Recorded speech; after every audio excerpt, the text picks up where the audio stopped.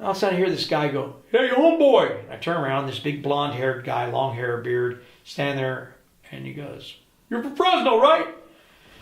And I already see that I don't want to know this guy to begin with. So I look at him, I go, "Konas to Tumakara, Jiugwishmushin, and Manaskimi, Ernakne tu, Shah." And the guy looks at me, kind of blinks like Jabba the Hutt a couple of times, turns and looks down the tier and goes, "Are you sure he's white? He doesn't even speak English." And then the guy walks away. Yeah. So that's going to get back to the shot caller. Well, it goes back to the shot callers and everybody else, and they're all like, because now they're checking the guy who gave them the information. Right. "Are you sure?" Yeah. And he's like, "Well, that type of thing." So 3 days go by, and basically... They can't figure you out. Well, nobody's come by for 3 days, right? Yeah. But there's a Portuguese guy up above me, and we're talking through the vent. And we're talking in English, because I don't really speak Portuguese. Yeah. I speak a little Spanish, but not in Portuguese.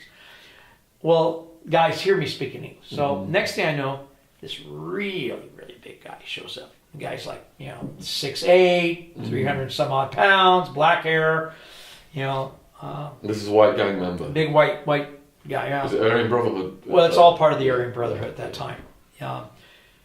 Because at Folsom at the time, you basically had only two factions of, quote, whites. You had the Aryan Brotherhood, Yeah.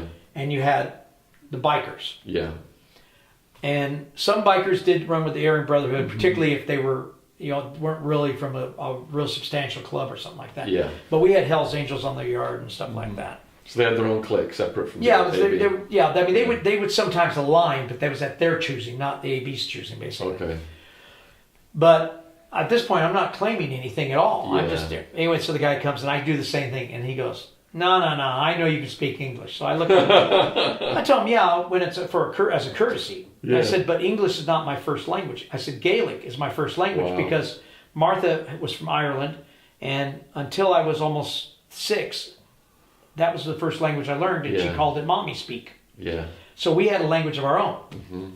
But then looking like me, and at that time, I had brown hair with copper, auburnish coloring it, blue eyes. Yeah. In Arizona, speaking only Gaelic, kind of would front us off. Yeah. So I had to learn English. Right? Yeah. So that's where they came about. So anyway, but he goes, well, what are you? And I never claimed white at any given time in my life. If anything, I claimed Celt. Yeah. So I told him, well, I'm a Celt. Yeah. And he's like, the hell's a Celt? And I told him, well, like the Irish, the Scots, and they go, oh, I'm part Irish. I said, wait a minute, but you don't know what a Celt is, and you don't know Gaelic. Yeah. Oh no, man, that's really hard shit. I don't understand. Well, I don't know what to tell you. So he goes like, well, when you come out, the guys want to talk to you. Yeah, but they do. Oh, okay, whatever. And he's like, so you're from Fresno? I said, no. He goes, it says on the car. I said, I fell out of Fresno. I'm not from Fresno. Yeah. And he goes, well, where are you from? I said, I lived, 8 years in Fresno, 8 years in San Diego, and most of my life in Phoenix. And I said, but I've been told I was born on the Isle of Man. Yeah. Which is why my back arms say Manx bread, because all my ink is pre-prison. Yeah. But some of my ink was done by guys who learned their trade in prison. Right. But they did it on the streets using prison-style style guns. Yeah. That was cheaper to make than buying ones. So you're at Folsom, Aryan Brotherhood. They're like, Celtic? Who is this guy? Yeah. So I get cleared to go to the yard because there's nothing wrong with anything in my background. Yeah.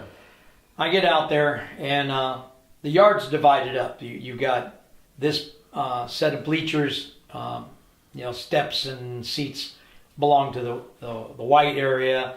This one here is the Mexican Mafia's area. Yeah. This here is the Black Guerrilla family area. This is the Bloods and Crips areas are over here. And you got the Paisas area. And then you got the others. And the others at that time encompassed all Asians, Native Americans, Pacific Islanders, and actually at that time even Central and South Americans could fall under others if they wanted to. Okay. And so I go out. How many people on the yard do you estimate? Probably about, at this time, there's probably about 250 to 300. And how many whites? Probably about, maybe about 35. Okay.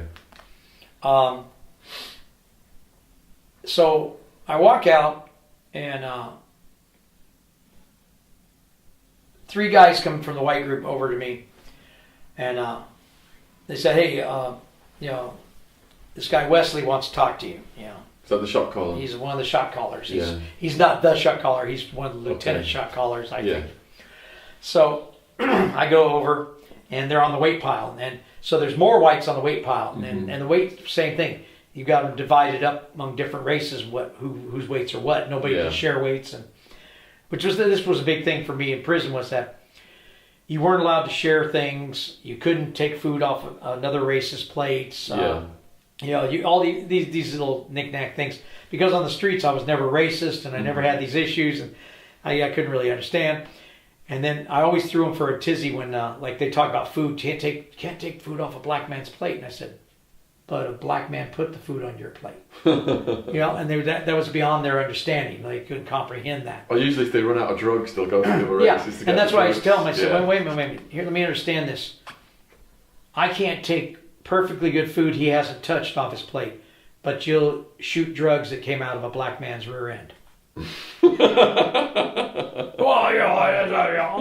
So that's another set of, where it's a different thing. Okay. Yeah. So anyway, we're walking over, and Wesley there, and Wesley's not driving iron. He's sitting there like he's in holding court. Yeah. And he's got like the biggest buffed up white guys around him. He's got the Nazi tattoos and stuff. And he's got the lightning bolts and swastikas, and he's like that. And he's just, So we understand you have an identity crisis. I told him, no, I don't have an identity crisis. I know exactly who the hell I am. I said, but some of these guys that are part Irish don't know what they are.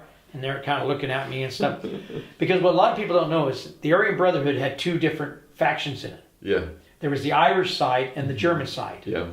And before they were the Aryan Brotherhood, they were actually the Bluebirds. Okay. Was the original white gang was called Bluebirds. Okay. And so the old guys have a bluebird tattooed usually on their bicep or on their ankle. Right. And then they became, and they had a guy named Bulldog who actually, when they were coming together as Aryan Brotherhood, this guy Bulldog was the guy that became the leader of the Irish side, and this other guy became the German side. But so were you in early enough to actually meet George? I met Bulldog. People who started the. I met Bulldog a couple of years later at another prison. And did they tell you why they started it? Well, it started originally as a protection thing, because whites tended to come in and immediately get victimized by blacks and Hispanics, because there were a lot more blacks and Hispanics in prisons. Always the numbers with the most pick on the least. Yeah. And particularly if you came out of the Southern California, LA County, blacks run that. And if you go in there, not a single white boy ever comes to prison with a pair of shoes from LA County. Yeah.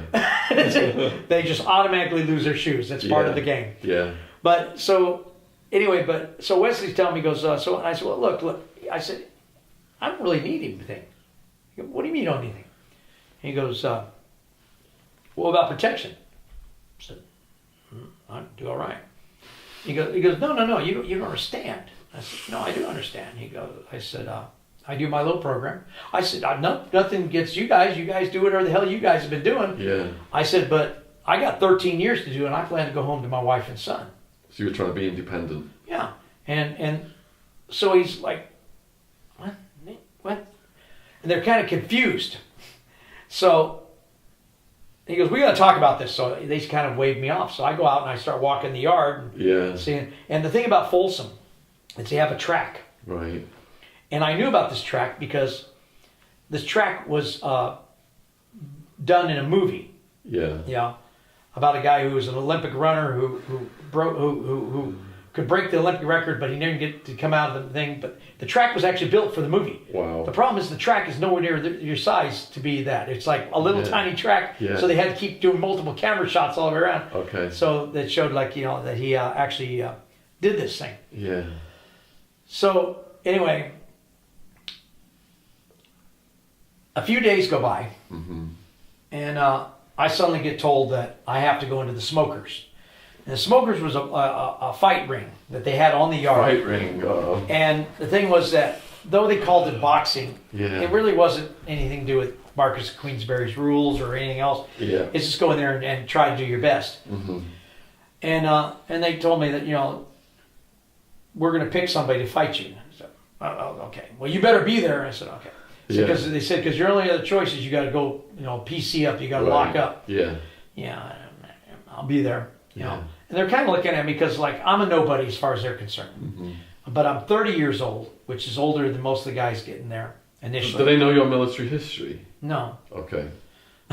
They basically knew I was a biker because of some of my tattoos, but other than that, they didn't. Yeah. And I spoke to a couple of bikers that I knew people in their clubs. Yeah. So a couple of bikers I kind of touched bases with, but I really wasn't hanging with the bikers either. Mm-hmm. But one of the guys explained to me that anybody who gets challenged to go in a smoker, if they belong to one of those groups, Yeah. has to go in there. Yeah. Because if otherwise they don't save face for their group and it shows weakness in their group, and they'll all smash you. Yeah, so they'll smash the guy for not going in. Yeah.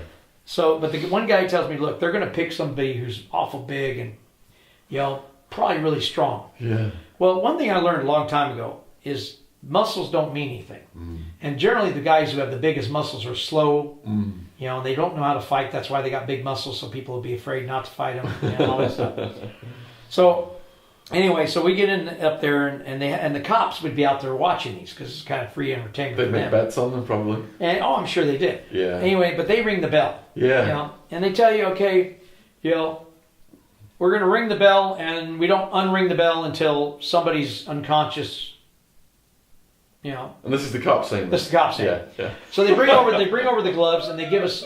They're like 8-ounce gloves. They're not big gloves. They're like, very thin, Yeah. padded gloves.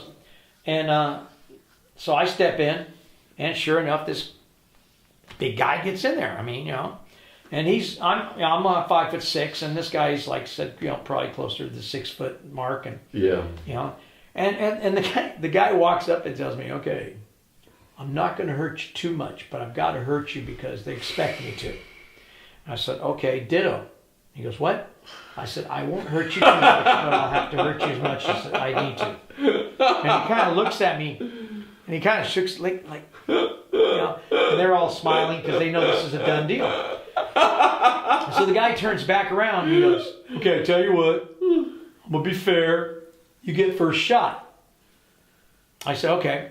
So I stepped right up, punched him as hard as I could in the throat, kicked his knee out from under and grabbed his face and slammed it on my knee, and he was now unconscious, unable to breathe, and couldn't stand. And I turned around and I said, next. Bloody hell. And the cop's standing there, and all of a sudden the cop goes, ding. And everybody's just staring at me. And I go, okay. And I climbed out and I walk over and I just go about my business. Yeah.